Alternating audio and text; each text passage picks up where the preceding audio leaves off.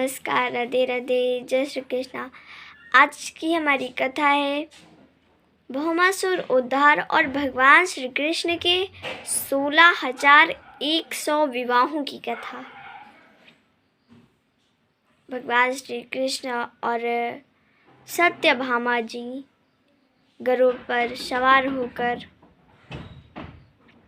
भौमासुर की नगरी के लिए चले गए।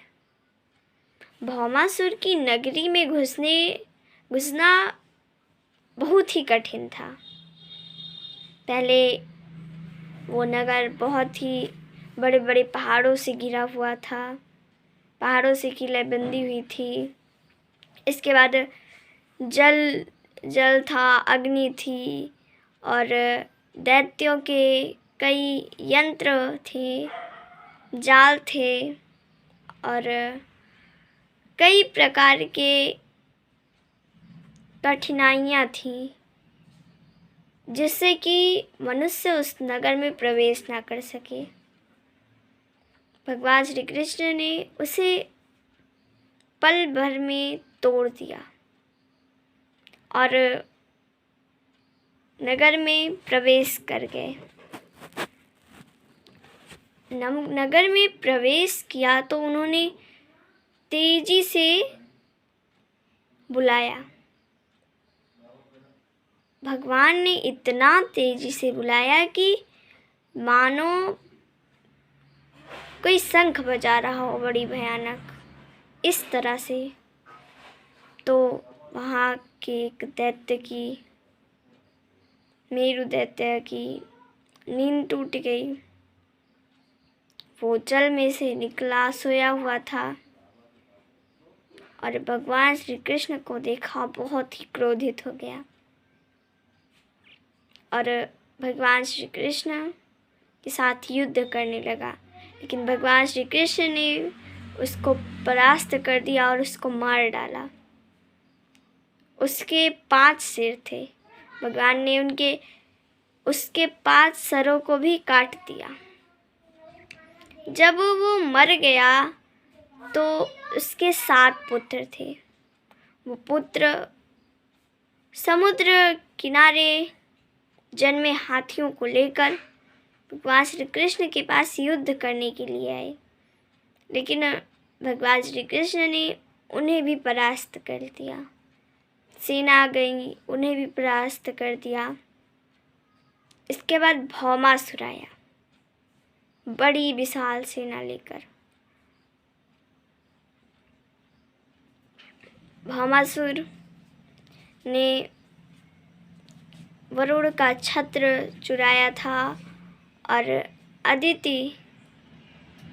देवी अदिति का कुंडल चुराया था और देवताओं का एक स्थान था, उसको भी उसने ले लिया था। इसके बाद जब भौमासुर भगवान के साथ युद्ध करने आया तो बड़ी देर तक भगवान और भौमासुर का युद्ध हुआ। अंत में भौमासुर मारा गया। सब उनके सगे संबंधी थे भौमासुर के, वो हाय हाय करने लगे और साधु जन साधो साधो कहने लगे। भगवान श्री कृष्ण उसके महल में प्रवेश किया। भौमासुर का महल बहुत ही रत्नों से जड़ा हुआ था। उसमें उनकी दीवारों पर बहुत ही रत्न जड़े हुए थे। भगवान श्री कृष्ण ने वरुण का छत्र वरुण को लौटा दिया और अदिति का कुंडल भी उन्हें लौटा दिया और देवताओं का जो स्थान था उसे भी देवताओं को लौटा दिया। इसके बाद पृथ्वी आई और भगवान श्री कृष्ण की स्तुति करने लगी। देवताओं ने भी भगवान श्री कृष्ण पर पुष्पों की वर्षा की।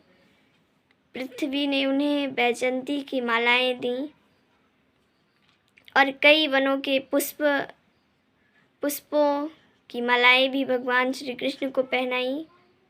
इसके बाद भगवान श्री कृष्ण देवलोक गए। देवराज इंद्र ने उनका बहुत ही आदर सत्कार किया अपने पति इंद्राणी के साथ। भगवान श्री कृष्ण ने वहाँ से एक कल्प वृक्ष उखाड़ लिया और अपने गरुड़ पर रख लिया। देवराज इंद्र ने भगवान श्री कृष्ण पर आक्रमण कर दिया, लेकिन भगवान श्री कृष्ण ने भी उनको जीत कर वो कल्प वृक्ष द्वारिका ले आया। बताइए, जब इंद्र को अपना काम था तो भगवान की स्तुति की, और जब काम बन गया तो युद्ध करने के लिए चले आए। लेकिन तभी भी भगवान श्री कृष्ण ने उनको जीत कर वो कल्प वृक्ष द्वारिका में ले आए और द्वारिका में उपवन में लगा दिया। उस कल्प वृक्ष के साथ ही देवलोक के भौरे भी वहाँ पर आ गए थे। भौमासुर ने 16,100 राजकुमारियों को बंदी बना रखा था। भगवान श्री कृष्ण ने उन राजकुमारियों को छुड़ाया। वो सब मन ही मन भगवान श्री कृष्ण को अपना पति मान बैठी थी। इसके बाद भगवान श्री कृष्ण ने उनके साथ पाणी ग्रहण किया। उनके लिए अनेक, हर राजकुमारी के लिए, अपनी रानी के लिए अलग अलग महल बनवाए और वहाँ पर अलग अलग कई दासियाँ रखे। भगवान श्री कृष्ण सबके पास जाते, हर रानी के पास जाते और हर रानी उन्हें जैसे घर में पति पत्नी का संबंध होता है उसी प्रकार भगवान श्री कृष्ण के साथ भी व्यवहार करती थी। आज की कथा में ही समाप्त करते हैं। कल की हमारी कथा रहेगी भगवान श्री कृष्ण और रुक्मिणी जी का संवाद। धन्यवाद। राधे राधे। नमस्कार। राधे राधे। जय श्री कृष्ण। आज की हमारी कथा है भौमासुर उद्धार और भगवान श्री कृष्ण के 16,100 विवाहों की कथा। भगवान श्री कृष्ण और सत्यभामा जी गरुड़ पर सवार होकर भौमासुर की नगरी के लिए चले गए। भौमासुर की नगरी में घुसना बहुत ही कठिन था। पहले वो नगर बहुत ही बड़े बड़े पहाड़ों से घिरा हुआ था, पहाड़ों से किलेबंदी हुई थी। इसके बाद जल था, अग्नि थी और दैत्यों के कई यंत्र थे, जाल थे और कई प्रकार के कठिनाइयाँ थीं जिससे कि मनुष्य उस नगर में प्रवेश ना कर सके।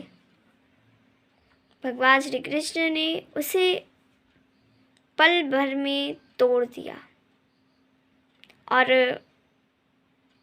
नगर में प्रवेश कर गए। नगर में प्रवेश किया तो उन्होंने तेजी से बुलाया। भगवान ने इतना तेजी से बुलाया कि मानो कोई शंख बजा रहा हो, बड़ी भयानक।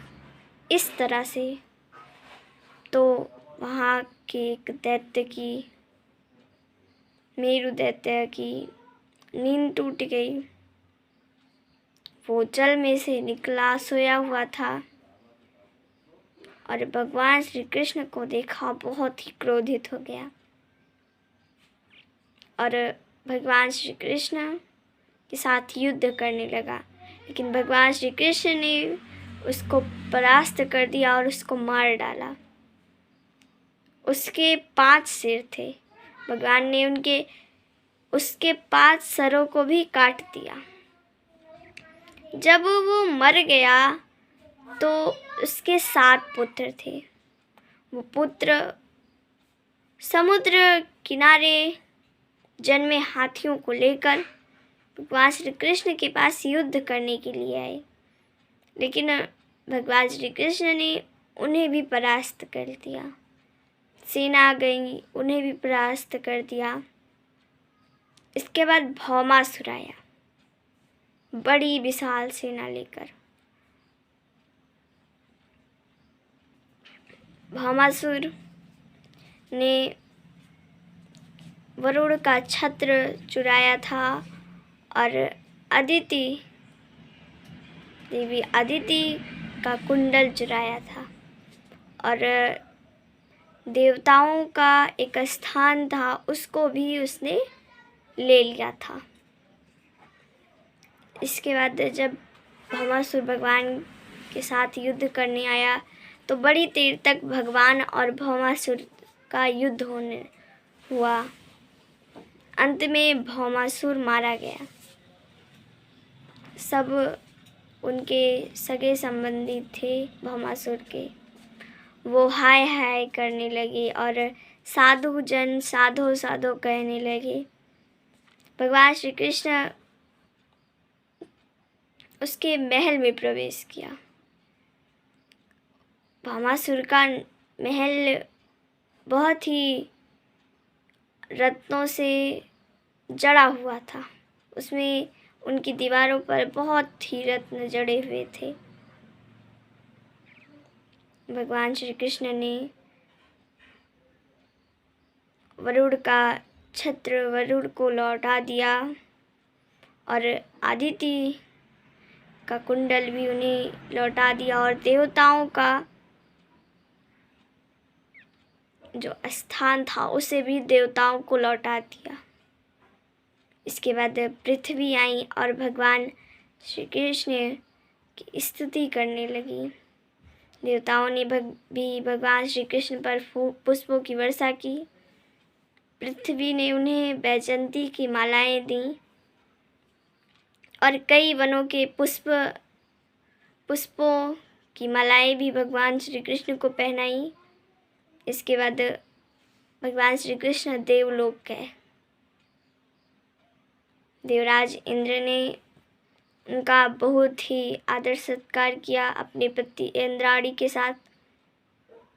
भगवान श्री कृष्ण ने वहाँ से एक कल्प वृक्ष उखाड़ लिया और अपने गरुड़ पर रख लिया। देवराज इंद्र ने भगवान श्री कृष्ण पर आक्रमण कर दिया, लेकिन भगवान श्री कृष्ण ने भी उनको जीत कर वो कल्प वृक्ष द्वारिका ले आया। बताइए, जब इंद्र को अपना काम था तो भगवान की स्तुति की, और जब काम बन गया तो युद्ध करने के लिए चले आए।